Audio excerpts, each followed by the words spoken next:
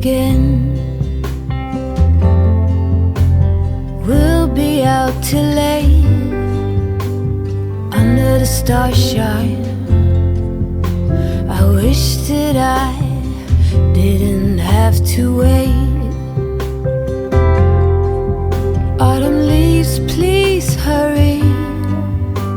before I start to worry and his face gets blurry. My love, I send you kisses. สวัสดีค่ะท่านผู้ชมและแฟนคลับทุกท่านสบายดีไหมคะ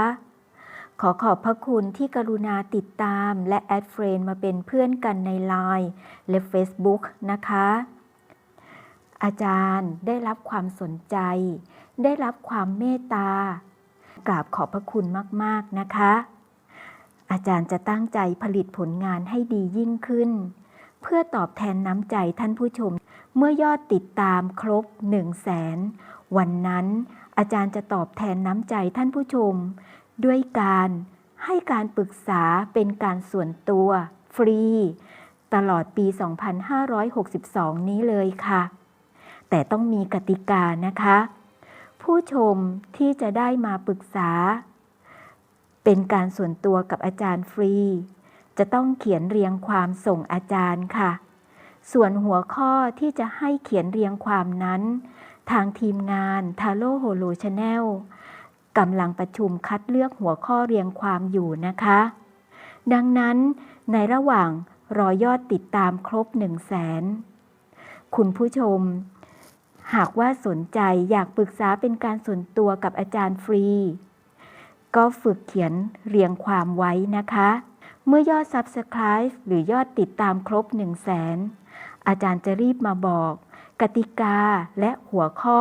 เรียงความให้ผู้ชมได้ทราบทันทีและจะได้เขียนเรียงความส่งให้อาจารย์อ่านนะอาจารย์อยากอ่านเรียงความของท่านผู้ชมนะคะคลิปวิดีโอนี้เป็นหมวดทำนายความรักความสัมพันธ์12ราศีประจำเดือนกุมภาพันธ์2562ค่ะอาจารย์ตั้งชื่อคลิปวิดีโอในเดือนนี้ว่าวาเลนไทน์กุมภาพันธ์2562สุขหรือเศร้าคนเก่งของอาจารย์บางคนคุณอาจจะสุขสมหวัง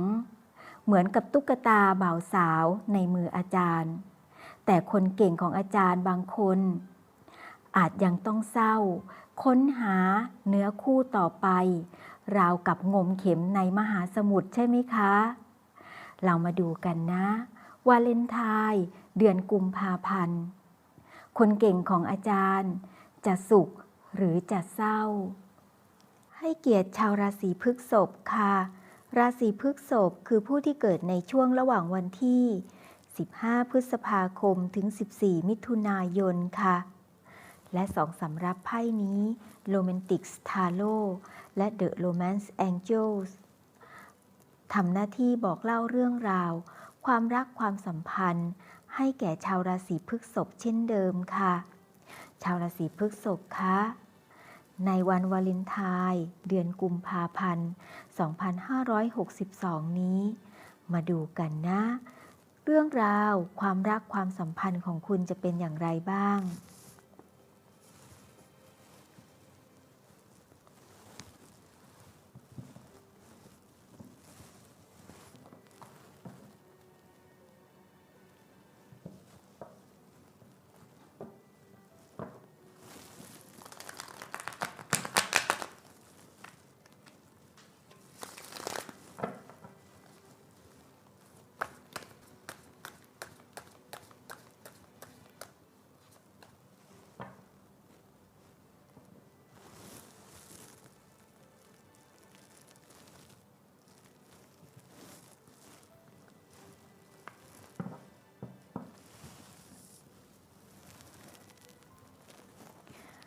ขออนุญาตหยิบไพ่แทนชาวราศีพฤษภนะคะ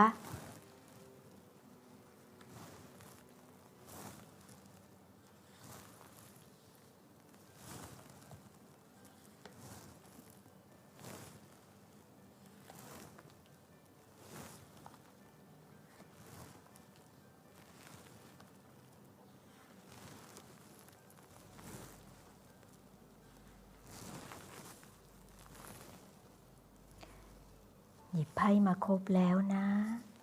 ขออำนาจไพ่ทาโร่โปรดทำนายความรักความสัมพันธ์ของชาวราศีพฤษภผู้ที่เกิดในช่วงระหว่างวันที่15พฤษภาคมถึง14มิถุนายนในช่วงเดือนกุมภาพันธ์2562ด้วยเถิดขอเปิดหน้าไพ่ก่อนนะคะ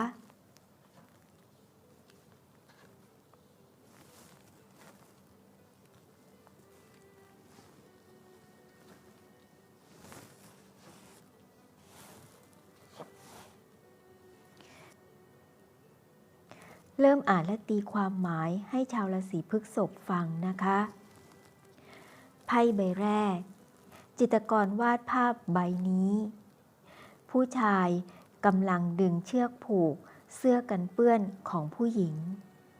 หมายถึงว่าในตอนนี้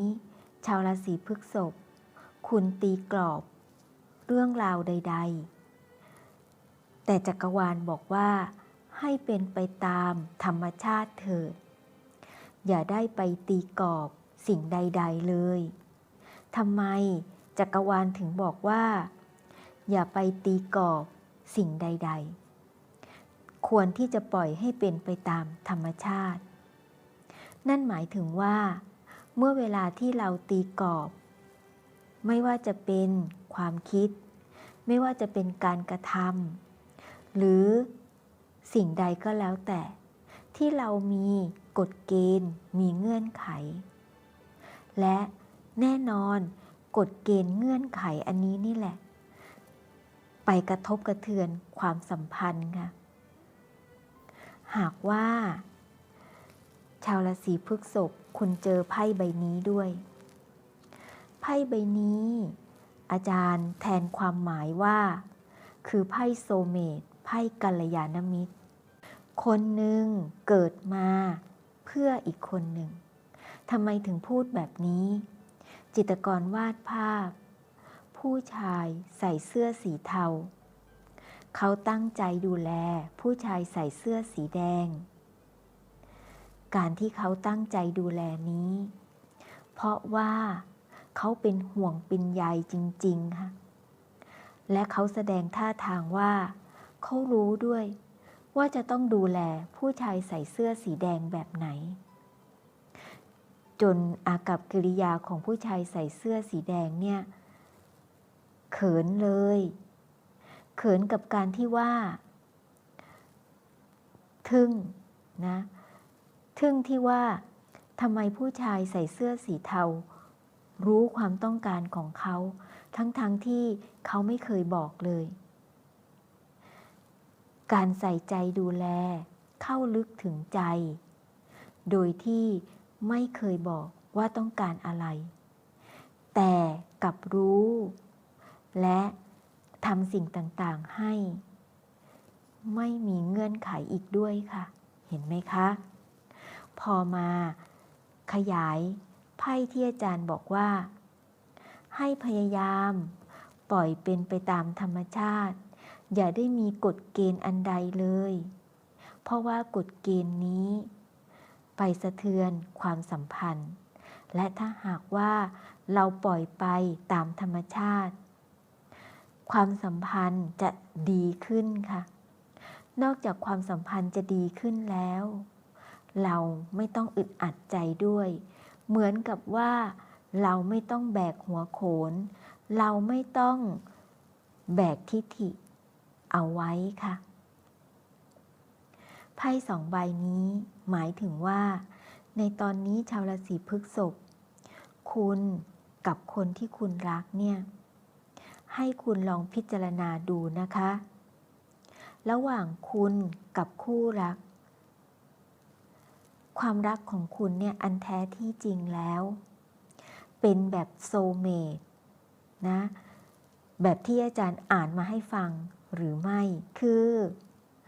คนหนึ่งทำเพื่ออีกคนหนึ่งโดยที่ไม่ได้ใส่ใจว่าอีกคนหนึ่งนะจะร้ายแค่ไหนอีกคนหนึ่งก็ยังคงอยู่เคียงข้างเสมอค่ะ ดังนั้นเมื่อเวลาที่เราเจอคนคนหนึ่งเนี่ยที่มาดีกับเราเกินความคาดหมายเกินบรรทัดฐานของสังคมที่จะเป็นทำไมถึงบอกว่าเกินบรรทัดฐานของสังคมที่จะเป็นก็คือคนปกติเนี่ยถ้าเราไม่รักตอบแล้วยิ่งถ้าเราวีนเหวี่ยงใส่เขาไปแล้วเขาไม่อยู่แล้วแต่ว่าคนคนหนึ่งทั้งที่เราเนี่ยร้ายกับเขานักหนาแต่เขาก็ยังอยู่ข้างๆยังไม่พอยังช่วยเหลือเราอีกแน่นะเทียบเคียงเอานะคะชาวราศีพฤษภว่ากรณีแรกชาวราศีพฤษภเองหรือไม่ที่คุณเกิดมาเพื่อคนที่คุณรักหรือตอนนี้ชาวราศีพฤษภ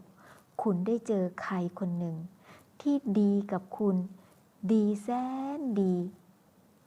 ซึ่งคุณก็น่าจะลดลาวาศอกลงมาบ้างนะคะต่อมาอยากจะขอโอกาสพ่อไพ่ใบนี้ถ้าผู้ชายคนนี้ไม่ดิ้นรนไม่มาเล่นดนตรีข้างถนนเพื่อแลกเศษเหรียญหากว่าเขาหมดอะไรตายอยากเขาจะไม่มีเงินซื้ออาหารแล้วในที่สุดก็เสียชีวิตไปแต่ผู้ชายคนนี้โกโลโกโสรองเท้ายังไม่มีใส่เลยเขาเป่าฟุตเพื่อแลกเศษเงินแล้วนำเศษเงินนี้ไปซื้ออาหารประทังชีวิตได้บ้างน้อยบ้างก็สุดแล้วแต่ในบางวันนี่คือการดิ้นรนเพื่อขอโอกาสให้มีชีวิตอยู่ในเรื่องราวความรักของชาวราศีพฤษภเช่นกันค่ะอยากจะขอโอกาสแม้ว่าจะน้อยนิดเต็มทีนะคะก็อยากจะขอโอกาสและไพ่ใบนี้คือการทนุถนอมแม้ว่าจะเหลือความรักเพียงแค่น้อยนิดก็ตามทีค่ะแต่ก็ยังจะประคับประคองความสัมพันธ์ที่เหลือน้อยนิดต่อไปค่ะพร้อมกับรอมีความหวังว่าอยากได้โอกาสนะคะที่จะพัฒนาความรักความสัมพันธ์ให้ดีขึ้นค่ะต่อมาดูความสัมพันธ์นะตอนนี้ยังเดาใจไม่ออกเลยค่ะว่าจะเป็นอย่างไรสิ่งที่ทำให้ไปนะสิ่งที่ทำทุกสิ่งทุกอย่างให้ไปแม้ว่าทำไปเพราะว่ารักแต่มนุษย์เราอะนะคะใจของคนเนี่ยทุ่มเทมากแค่ไหนก็ตามทีแต่เราก็ต้องการฟีดแบ็กกลับมาบ้างเราต้องการให้เขาเห็นค่าสิ่งที่เราทำไปบ้างแต่ว่าในตอนนี้ยังไม่สามารถที่จะสรุปอะไรได้ค่ะยังเป็นเรื่องราวที่ว่าต้องเดาใจกันต่อไปอะค่ะว่าบนความสัมพันธ์นี้จะเป็นอย่างไรจะเห็นค่ากันไหมหรือไม่เคยเห็นค่ากันเลยอะค่ะจะลดลาวาศอกลงให้ไหมหรือจะยังคงยึดมั่นถือมั่นในความคิดในกฎเกณฑ์ในมุมมองของตัวเองต่อไปและไพ่ใบนี้ชาวราศีพฤษภนี่คือไพ่ที่ทุกคนบนโลกนี้ทวินหาแล้วอยากจะได้และอยากจะได้ไพ่นี้มาอยู่ในตำแหน่งของปัญหาแต่ชาวราศีพฤษภไม่รู้ว่าเป็นราศีเดียวหรือเปล่าที่ได้ไพ่ใบนี้ นี่คือไพ่ที่เรียกว่าไพ่เนื้อคู่ค่ะชาวราศีพฤษภอย่าเพิ่งอมยิ้มเพราะอาจารย์ไม่ได้อ่านสั้นๆว่าเนื้อคู่ไพ่ใบนี้หมายถึงว่าบนความสัมพันธ์เนี่ยคนคนหนึ่งที่อาจารย์บอกว่าเกิดมาเพื่อคนหนึ่งและพร้อมที่จะทำทุกสิ่งทุกอย่างให้โดยที่ไม่หวังผลตอบแทนขอเพียงแค่นี่แหละอาจารย์จะอ่านต่อขอเพียงแค่ว่าขออยู่ข้างๆได้ไหมไม่รักไม่ว่าแต่อย่ากำจัดออกไปห่างตัวอย่าผลักไสไล่ส่งได้ไหมขออยู่ข้างๆที่คอยช่วยเหลือนั่นนู่นนี่เท่าที่จะทำได้มีอะไรบอกมาจะทำให้เลยนะไพ่ใบนี้แม้ว่าสามารถที่จะตีความหมายอันยิ่งใหญ่ว่าเนื้อคู่แต่อาจารย์อยากให้ทุกคนอยู่บนความเป็นจริงผู้ที่ร่วมราศีพฤษภมีเป็นล้านคนใช่ว่าทุกคนจะสมหวังใช่ว่าทุกคนจะต้องผิดหวังเจ็บปวดนะผู้ที่ร่วมราศีพฤษภต่างก็มีชีวิตเป็นของตนเองและมีความแตกต่างกันแต่ถ้าหากว่าชาวราศีพฤษภท่านใดมีชีวิตละไม้คล้ายคำทำนายที่อาจารย์อ่านตีความหมายไพ่ทาโร่ให้ฟังในตอนนี้นะคะหากว่ามีชีวิตละไม้คล้ายคลิปวิดีโอนี้ที่อาจารย์อ่านและตีความหมายไพ่โรแมนติกทาโร่ให้ฟังนั่นหมายถึงว่าบนความสัมพันธ์เนี่ยอย่าได้เอ่ยถึงเนื้อคู่เลยหากว่ายังไม่ได้ถึงจุดที่ก้าวไปสู่แห่งการประสบความสำเร็จที่จะได้รักกันแบบมีความสุขแต่ถ้าหากว่าในตอนนี้ยังคงมีทุกข์อันใดไพ่ใบนี้อาจารย์จะอ่านตีความหมายว่าขอให้อยู่เคียงข้างและจะอยู่ข้างๆแบบไม่สร้างปัญหาด้วยค่ะต่อไปนะคะปัญหาละปัญหาก็คือจิตรกรวาดภาพผู้ชายคนนี้อยู่ที่สวนสาธารณะสวนสาธารณะมักจะมีสระน้ำแล้วก็มีสะพานให้เราเดินข้ามแล้วก็จะเลี้ยงเจ้าพวกห่านพวกหงส์เอาไว้ผู้ชายคนนี้เขาทุกข์ใจเศร้าหมองหมดอะไรตายอยากในชีวิตเหนื่อยล้ากับทุกสิ่งทุกอย่างเขามายืนที่สะพานแล้วก็โยนช่อกุหลาบทิ้งทีละช่อทีละช่อนั่นหมายถึงว่าปัญหาเนี่ยอยู่ตรงที่เมื่อกี้อาจารย์บอกใช่ไหมคะว่าใจคนเรานะมีเลือดมีเนื้อแม้ว่าเกิดมาเพื่อเธอทำทุกอย่างเพื่อเธอนะแต่ใจคนเราเนี่ยก็มีเลือดมีเนื้ออยากให้เห็นค่าอยากให้ยิ้มให้บ้างก็ยังดีนะคะอยากให้เห็นค่าการกระทำกันบ้างก็ยังดีนะจะได้มีกำลังใจทำให้ต่อไปดังนั้นไพ่ใบนี้จึงหมายถึงว่าอย่าได้มีทิฐินักเลยนะคะปล่อยใจให้เป็นไปตามธรรมชาติบ้างเถิดนะและไพ่ใบนี้อยากอยู่เคียงข้างและจะไม่สร้างปัญหาแต่ใจคนเรา ใจน่ะเต็มร้อยแล้วนะคะที่ต้องการอยู่เคียงข้างแต่คนที่เราไปขออยู่เคียงข้างเนี่ยอย่าได้มองเราเนี่ยแบบไร้ค่าอย่าได้มองว่าเราไม่มีทางไป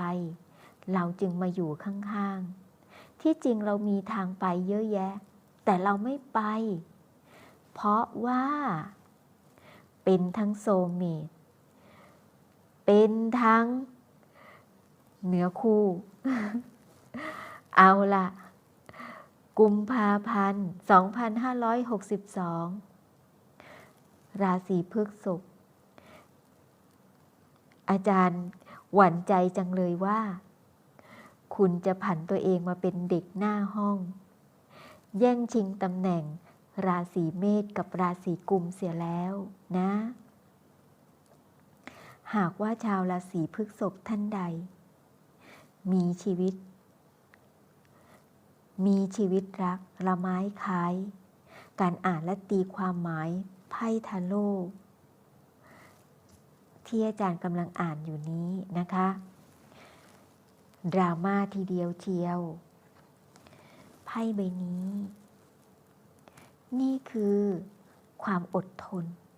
และสามารถที่จะขจัดปัญหาอุปสรรคต่างๆไปได้ใช้ความอ่อนโยนอ่อนหวานสยบความแข็งกร้าวไม่ว่าจะเจอความก้าวร้าวใดๆแต่ไม่เคยเลยสักครั้งที่จะตอบโต้ด้วยการเอาความก้าวร้าวนั้นตอบโต้แต่จะใช้ความอ่อนโยนอ่อนหวานและความเข้าใจไร้ขีดจำกัดตอบแทนกลับไปค่ะแต่ไพ่ดีๆใบนี้มาอยู่ที่ตำแหน่งของปัญหาขอตีความหมายไว้2 กรณีแรกอย่างที่อาจารย์พูดเมื่อกี้ค่ะคือกำลังจะหมดใจทำทุกสิ่งทุกอย่างหมดแล้วอะไรที่ควรจะทำให้เนี่ยหรือเกินกว่าใครทั้งหลายจะทำให้เนี่ยคือทำให้หมดแล้วจนในวันนี้คิดว่าตัวเองไม่มีค่าก็เลยเหนื่อยล้าเพราะคิดว่าถมเท่าไหร่ไม่เคยเต็มก็เลยเกิดการเหนื่อยล้าและไม่อยากจะทำอะไรให้แล้วนะคะและอีกกรณีหนึ่งไพ่ใบนี้ถ้าหากว่าพูดถึงรักสามเศร้าก็จะหมายถึงว่าเจอคู่แข่งในเรื่องของความรักเทียบเคียงเอานะคะชาวราศีพฤษภว่าอุปสรรคและปัญหาของคุณอยู่ในกรณีไหนไพ่สรุป3 ใบไพ่ใบแรกรักเปราะบางค่ะความรักเปรียบเหมือนตุ๊กตาคริสตัลวางอยู่กลางโต๊ะดาบ7 เล่มพุ่งไม้ที่จะทำร้ายตุ๊กตาให้แตกหักเจ้าของตุ๊กตามองดูคิดหนักเลยความสัมพันธ์เปราะบางไม่รู้ว่าวันไหนความรักจะสิ้นสุดเพราะว่าตอนนี้ความรักเหลือน้อยนิดแล้วและเฝ้ารอโอกาสความสัมพันธ์ยังคลุมเครือและไม่ชัดเจนยังไม่สามารถที่จะตัดสินได้อย่างชัดเจนว่าตกลงแล้วเขาจะรับความหวังดีรับสิ่งต่างๆที่เราทำดีด้วยหรือเขามองไม่เห็นค่านะตอนนี้ยังสับสนอยู่นะคะก็เลยเป็นรักที่เปราะบางนี่คือราชินีนั่งอยู่บนบัลลังก์พร้อมดาบหมายถึงอุปสรรคและปัญหา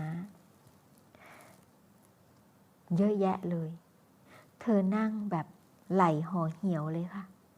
ไม่สง่างามของการเป็นราชินีเลย แต่ไพ่ใบนี้หมายถึงว่าไม่ต้องไปไหนค่ะ ราชินีก็ให้นั่งอยู่บนบัลลังก์นี้ และรวบรวมกายรวบรวมใจเป็นลูกไฟดวงใหญ่เอาไว้อุปสรรคและปัญหาเป็นดวงไฟที่จะพุ่งเข้ามาเผาผลาญราชินีแต่เธอได้สร้างดวงไฟดวงใหญ่เอาไว้แล้วค่ะและเมื่อดวงไฟหนึ่งดวงพุ่งตรงหมายจะมาเผาเธอก็เอาดวงไฟที่เธอสร้างไว้เนี่ยครอบดวงไฟที่พุ่งมาเลยนั่นแหละสิ่งสำคัญที่สุดแม้ว่ารักจะเปราะบางแค่ไหนคุณต้องมีหัวใจเข้มแข็งนะเด็ดขาดและกล้าหาญค่ะเผชิญอยู่บนความเป็นจริงนะคะทุกสิ่งทุกอย่างกล้าที่จะเผชิญความเป็นจริงสุดท้ายนี่คือไพ่เรียกร้องความยุติธรรมค่ะก็น่าจะเป็นแบบนั้นในเมื่อว่านี่คือเราทำทุกสิ่งทุกอย่างแล้วค่ะทุกสิ่งทุกอย่างที่คนรักกันควรจะทำและเราทำมากเกินกว่าคนรักกันด้วยซ้ำไปค่ะเพราะพี่น้องยังไม่ทำให้เขาขนาดนี้แต่เราน่ะทำให้อันเนื่องมาจากว่าเราเป็นโซลเมตเราเป็นกัลยาณมิตรความรักของเรานะแสดงให้เห็นคุณค่าด้วยการช่วยเหลือเกื้อกูลเขาและยังมีไพ่หากว่าไม่ได้หมายถึงเนื้อคู่ก็หมายถึงว่าการที่พยายามอยู่ให้อีกคนหนึ่งเนี่ยเกิดความอบอุ่นใจอยู่เคียงข้างเสมอไม่ห่างไปไหนนี่ไงทำมากมายขนาดนี้แต่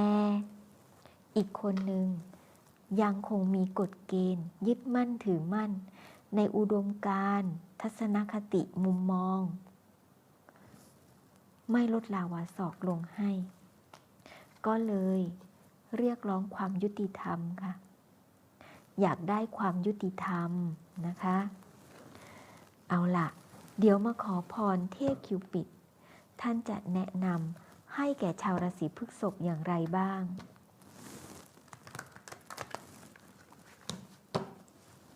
ขออำนาจเทพคิวปิดเทพแห่งความรักโปรดแนะนำความรักความสัมพันธ์ให้แก่ชาวราศีพฤษภในช่วงเดือนกุมภาพันธ์ 2562 ด้วยเถิด